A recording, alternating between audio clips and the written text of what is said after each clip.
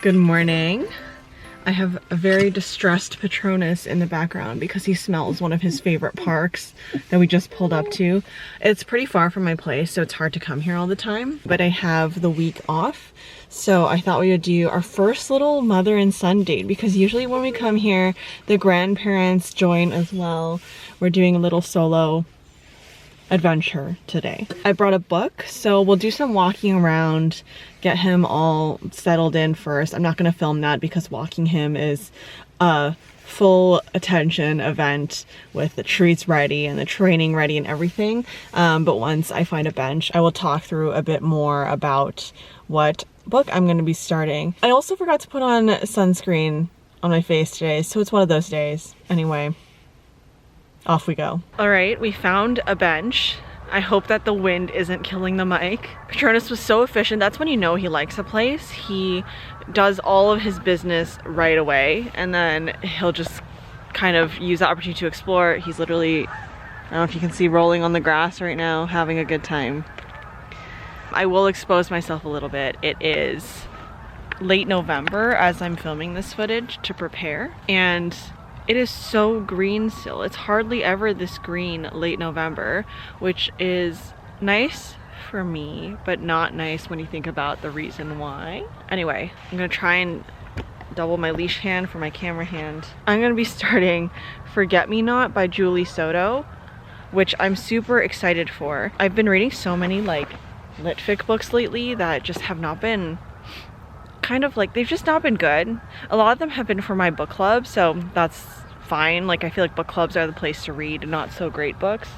But I'm ready for something that's just entertaining and fun, and I kind of trust Julie Soto based on just her, I guess she's known as a fan fiction author. I don't know if I've actually read her fan fiction specifically, but I'm really excited to try her published works out myself.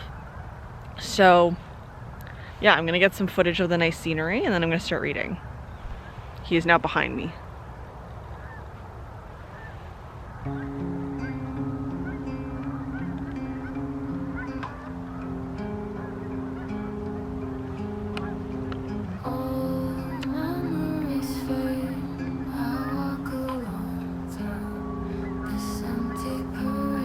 I realized I forgot to share the synopsis and like what the book is about, so I've pulled up my little Storygraph account to go through it really quickly. So this book is about Emma Torres, who has a lot of rules in her life, but the most important one is that there's absolutely no relationships, which is kind of funny and kind of a mood. So I think she's a wedding planner, and obviously she's very much focused on her career goals and becoming, you know, one of the go-to wedding planners within Sacramento. And basically it sounds like she gets a celebrity wedding deal.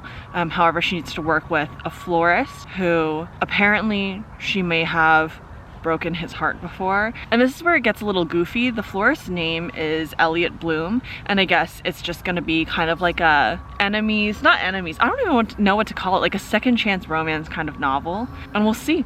Goofy name though, definitely a goofy name.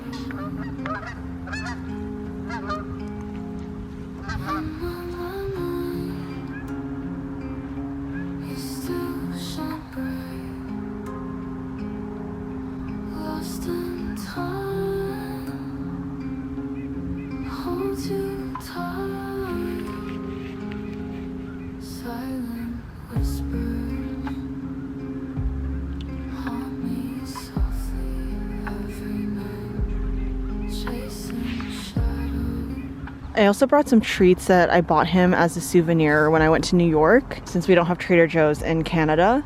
And we're on the last little crumbs and it's so sad.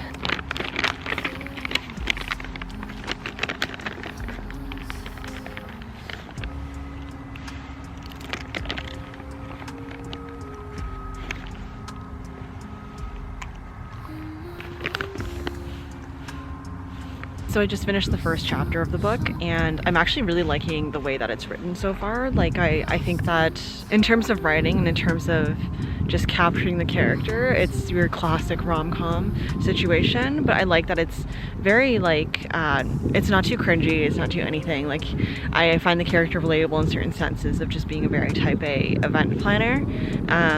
So I'm looking forward to reading more, and I like that the author actually does a pretty decent job at slowly revealing bits of the main character through different events. So it's nothing too like over the top where they're just telling you the background of the character. I think that the events that she's written in to slowly reveal these little tidbits of personality and of background are done relatively organically. So that was a very in-depth analysis for one chapter, but I really enjoy it. So I'm gonna take another walk with Patronus right now and then probably head home to keep reading.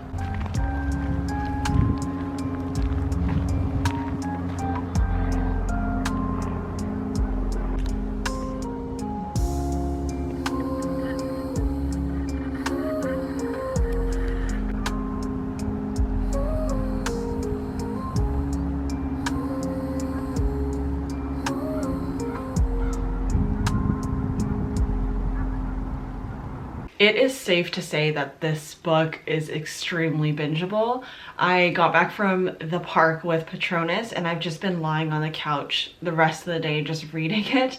I'm 60% of the way through, so I'll probably just go ahead and finish it today. I really like how Julie Soto takes a different approach to the dual perspective story where we only follow the female lead and the female protagonist in the present day, and then we get a glimpse of the male protagonist POV in the past kind of time frame. I think that's a fantastic way to show us two perspectives of the story and of this budding relationship, but also not revealing too much at once on what exactly happened in the past. I think it's done in an excellent way where the pacing doesn't drag. It's very, you know, easy to get through and fast paced. I would compare this to, and this is big because she is my all-time favorite romance author, but I would compare this to almost like an Emily Henry kind of feel with honestly a bit of Tessa Bailey, which is really funny because that's one of my less favorite romance authors that I've read just for my book clubs and stuff. So that's like the weird amalgamation of tones that I'm getting from this story. So again, it's just a really good balance of a lighthearted rom-com type of story. It's decoration time, and our family actually has a silly little tradition where we keep our Christmas lights and tree up until Chinese New Year. Falling in January or February, this gives us a chance to switch on the lights for one more night when winters are truly getting extra cold and dreary. While our childhood streets have slowly passed through the milestones of kids growing up and moving out like us, we've seen traditions like putting up Halloween decorations decline heavily over time, but I love that Christmas time is still a time for the entire street to light up well into January as well. Honestly, one of the happiest and warmest times of the year will always be putting up the Christmas tree and other decorations. My parents were quick to embrace this Western tradition as first-gen immigrants, so festive bits and bobs have always been an intrinsic part of my November and December experiences growing up. When we were younger, we had the more chaotic version of a Christmas tree, filled with dry pasta ornaments and other school craft with yarn and glitter falling off more and more every year. As time passed, our trees became more classic, with shiny and sparkly ornaments catching the twinkles of the fairy lights every evening when we eagerly switched the tree lights on the moment the sun sets.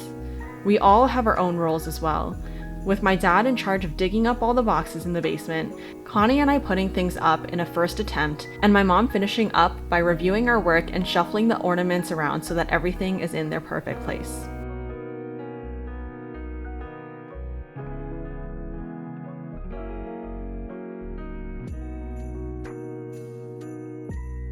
Now Connie and I have the chance to set up a secondary tree at our place too, even though we continue spending the holiday season as an entire family.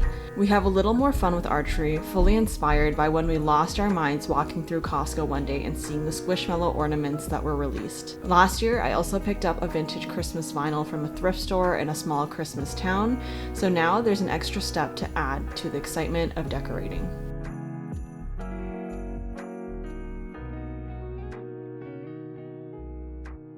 I finished Forget Me Not earlier this evening, so it only took me a day to get through.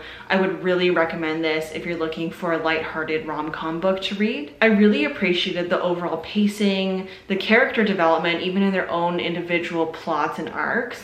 And all around, the progression of the relationship I found was pretty satisfying and pretty realistic in the sense of, like, in the setting of a contemporary romantic comedy book. I find that the writing was very comparable to Emily Henry and Ali Hazelwood, so if those two authors are up your alley, I would really recommend checking out Julie Soto's debut novel. I personally think this is exactly what I needed because I have been in a bit of a, not a reading slump, but like a good book slump. Overall, I've been reading a lot of books where there's supposed to be like, you know, plot twists and different elements, but I've been able to just guess them really early on in the writing. So I've just felt like I was reading a lot of things kind of impatiently, not happy with the pacing and the progression of the story. So this is exactly what I needed as like almost like a chaser to that. Tomorrow I'm going to be starting on a book that I picked up a while ago and I just didn't get through it. So I'm going to restart it, and it is Beartown by Frederick Backman. I am a big fan of a man called Uwe. It's one of my top books of all time. And apart from that, I've only read his other work, Anxious People. So I'm excited to get into this book because I've heard many, many great things about it. It also happens to take place in Sweden, in a hockey town, which I think is the perfect setting for a vlogmas type reading vlog because of like the winter vibes. And that might have been why I didn't get through it the first time I tried, because I read this like in the middle of summer. I'll get more into the book tomorrow when I actually pick it up and start reading it. For now, I am going to get ready for bed, and I will see you all on day 2 of Vlogmas tomorrow, where you can join me in some crafty things and also some more reading. So yeah, join me tomorrow. Goodbye.